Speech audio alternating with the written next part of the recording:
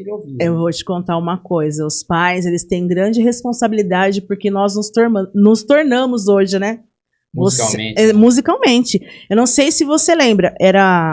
Você chegou aqui comentar, não lembro com quem que veio aqui no pod também, no Fatcast, sobre os rádios Motobras, Motorola.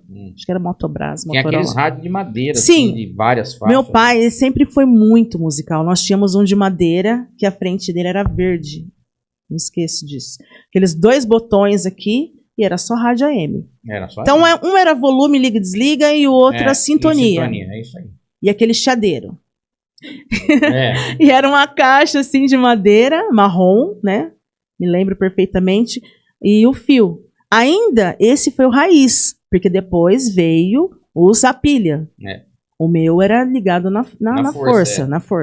Então, a gente tinha esse rádio que embalava, assim, toda a nossa rotina diária, ficava ligado direto. Meu pai ouvia futebol, de manhã cedo nós ouvíamos Zebétio.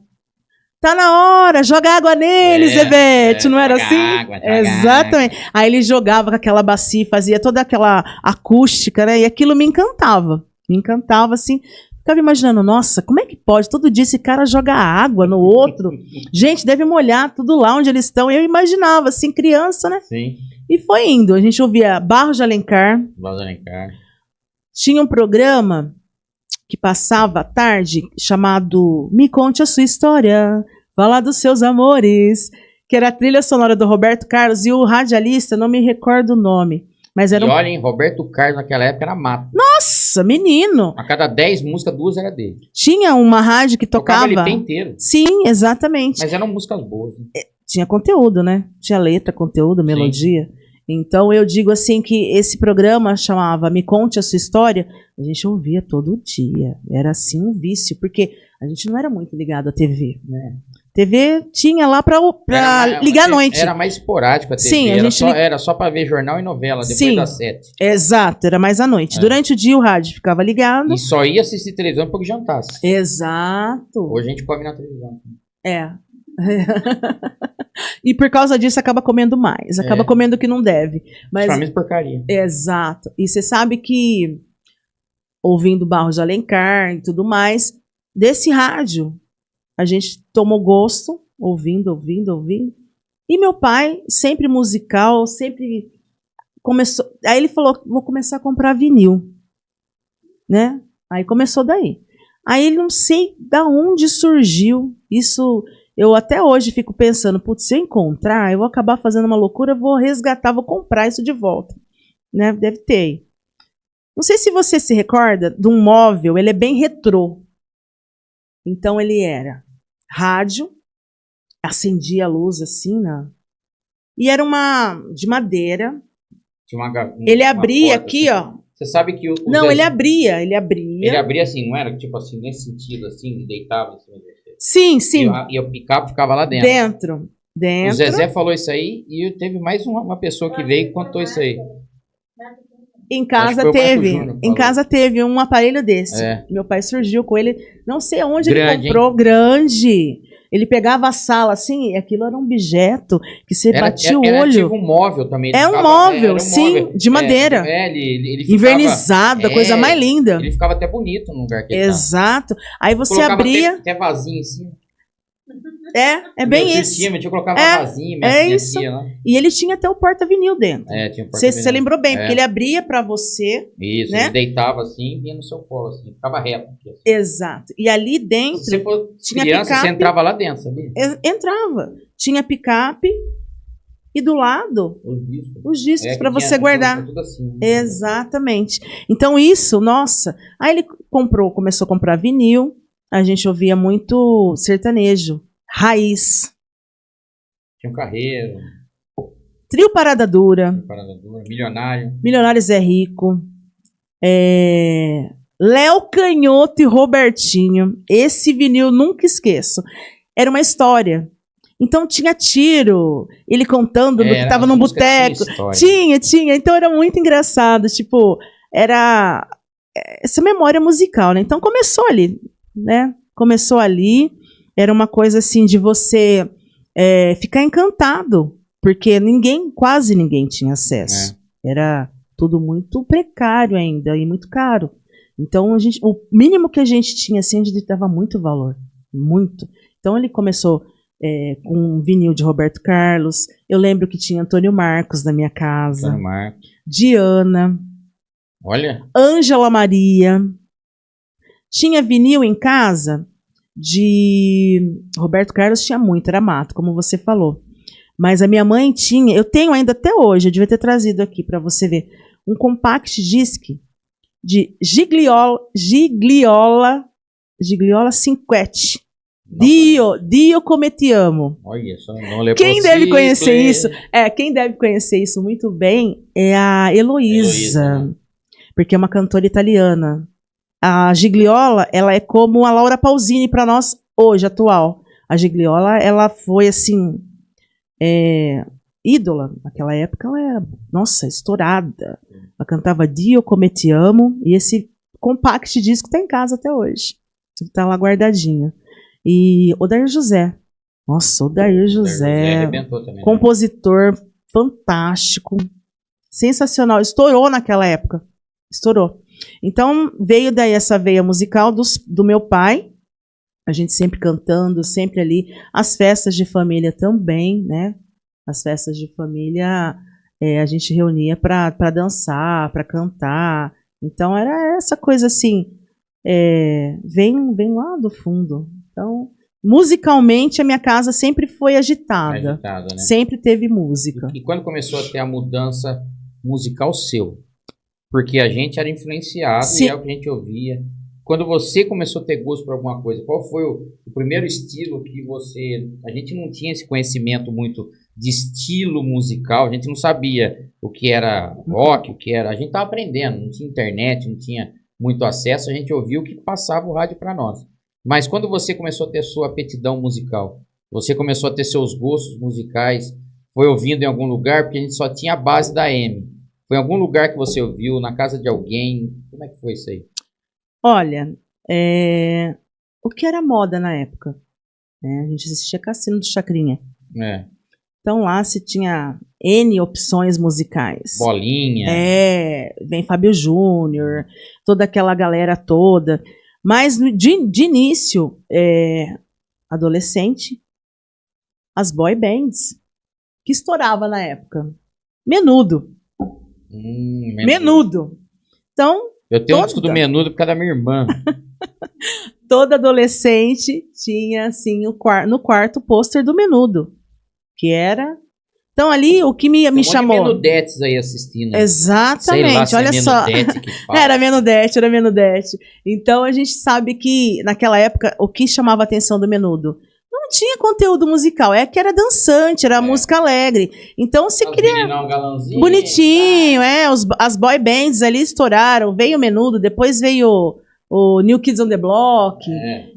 New Kids on the Block, olha só. Aí, nacional, veio Dominó, Polegar, essa galerinha toda. Aí começou ali. Aí você vai... Que eu digo. Então, você vai prestando atenção tudo mais, até você perceber que... Você tava na onda. Na época você tava na onda da galera. Tava tocando, tava curtindo. Não, sem contar que as músicas da Xuxa também. Também. Queira ou não queira, muita gente de 13, 14, 15 anos tava no Hilari Hilarie naquela época também. O que eu falo pra você? Aí tinha aquele... exatamente. Né? Balão Mágico. Aí tinha Balão Mágico, aí tinha aqueles especiais Plut Plat Zoom. Trem da Alegria. Entendeu? Eram as músicas que, era da hora na época. Tinha conteúdo, né? Tinha conteúdo. Eu lembro que eu tinha acho que 13, 14, 15 Os especiais eram ótimos. Nossa, era coisa de louco. Mas eu essa e transição. Você continuamos tendo gosto... Vamos lá, nós continuamos tendo um gosto musical, e eu também. Eu, na mesma linha que você. E eu continuei tendo um gosto musical do que vinha pra mim. E o que vinha pra mim? Isso que você falou do Zé Beto, tal. E o que vinha pra mim? Chacrinha, bolinha, tal. E o que vinha pra mim? Era a nossa época. Mas depois, pelo menos eu, quando eu ganhei meu primeiro... A minha avó foi a primeira pessoa a ter um rádio FM da família, mas um rádio de mão, igual escutar rádio, ouvir jogo. Mas tinha FM. Eu fui descobrir a FM de 12 para 13 anos, mas ainda tinha esse gosto musical que a televisão, antes era o rádio, depois a televisão começou a trazer eles pra gente. Eu, com 13 anos, eu descobri a primeira vez a FM. Aí eu comecei a ter o meu gosto musical e eu saí da modinha. Aí eu saí da modinha da minha família, que era que a gente curtia, e saí da modinha que a televisão trazia para mim. Então, a partir dos 12 para 13 anos, eu já comecei a ouvir algo completamente diferente do que eles ouviam, que eram músicas internacionais, que as FM só tocavam as internacionais. Só, exatamente. Mas, ao mesmo tempo, em 82, 83, é duro você falar o ano certo, quando veio a primeira banda nacional, a gente falar primeira, pode falar, não, mas a primeira foi tal, mas que eu tive acesso... Que você curtiu. Foi a Blitz. Sim. Então, além das internacionais, que eu não entendia nada, não sabia quem estava cantando, mas achava interessante a melodia da música, tanto rock quanto balanço e tal, eu comecei a curtir o rock nacional. A Blitz que me abriu as portas para o rock nacional, para eu poder conhecer outras coisas. Eu tive um vinil. Foi... Qual linha, qual época, o que você foi descobrindo sozinha, já sem modinha, nem só porque os amigos gostavam, ou porque a família, ou que passava na TV? Quando que você começou a mudar? Quando eu comecei a mudar, eu peguei toda a fase do rock nacional, né? Você pegou Peguei também? Toda a fase. RPM, eu tinha o vinil.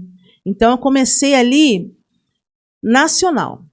Eu comecei nacional. Comecei a curtir nacional. Eu também. Então vinha. Todos. Eu gostava de Plebe Rude. A Ira. Até tudo. Quando esperar. Engenheiros do Havaí. Engenheiros, tudo uns e outros. Exatamente. Você entendeu? Capital Inicial. Uma infinidade. Então a Blitz, eu tive o vinil da Blitz também. Porque as letras eram engraçadas também. Era historinha. Isso, né? A batida também era legalzinha. Então a gente. Cômico, né? Não tinha maldade. Era só o besterol. Era o besterol que a gente curtia. Então, e era muito bom. A qualidade musical era muito boa. Não estou desmerecendo jamais. Curto até hoje. Então, a gente vem de Blitz. Depois RPM, era apaixonada por RPM. Virou uma febre.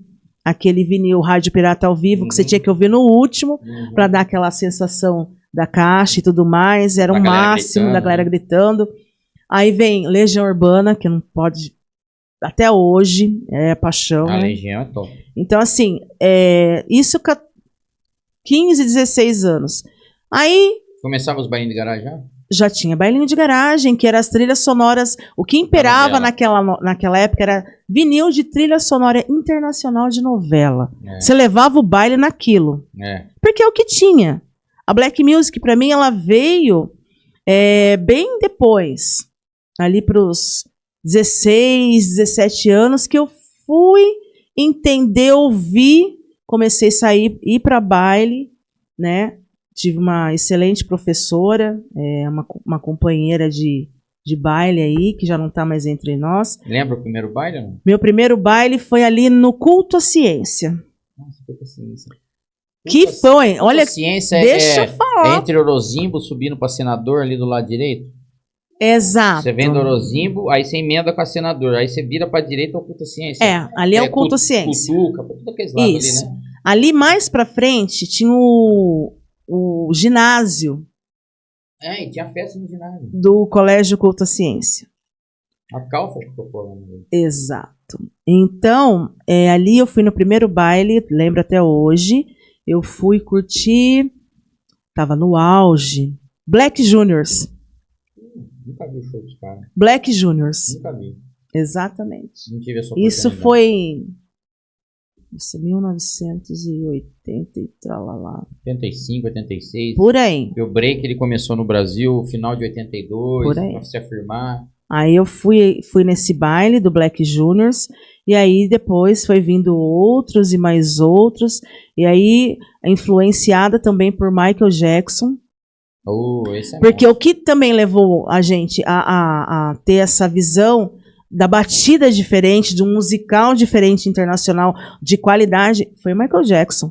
Porque vinha para nós os vídeos, naquela época de ter videoclipe. Thriller, Billie Jean, né? Exatamente. Eu lembro do Fantástico. O Fantástico ele encerrava logo mais novo clipe de Michael Jackson. Aí a gente ficava A gente ficava acordado. Até o fim. Até Não às era? 10. É do thriller, né? Nossa. Então, eu tinha medo do thriller. Eu tinha 11, Gi, era assustador, não era? eu tinha 11 anos quando eu assisti o thriller, mas eu gostava de ver.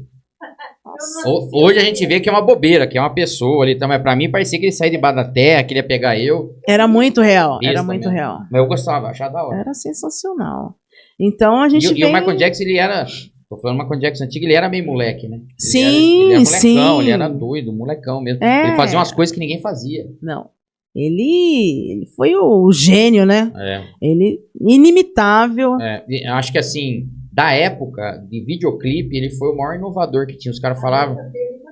as danças, mas os caras falavam que ele pegava produtoras de filme. Ele era à frente do tempo dele. E ele pegava produtoras de filme que fazia efeitos pra fazer os clipes deles. Por isso que os clipes deles eram diferentes, que eram produtoras de filme que faziam. Profissional no último. Ele contratava. Bem, isso que eu vi, né? Exatamente. Ele tava 20 anos, 30 anos na frente.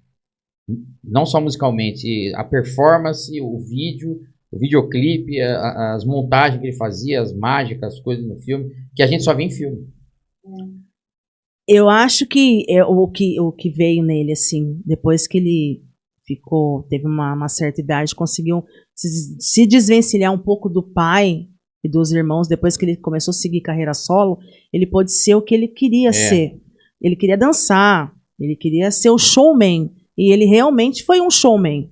Dentro daquilo que ele representava, do estilo dele, até hoje ele é único, ele é o cara, né? Então, pode passar aí 50, 100 anos, a obra dele vai continuar e vai estar, assim, muito atual. Que é o que a Gi falou a respeito do videoclipe. Parece que foi filmado ontem. A qualidade. Sim. Então, vem daí.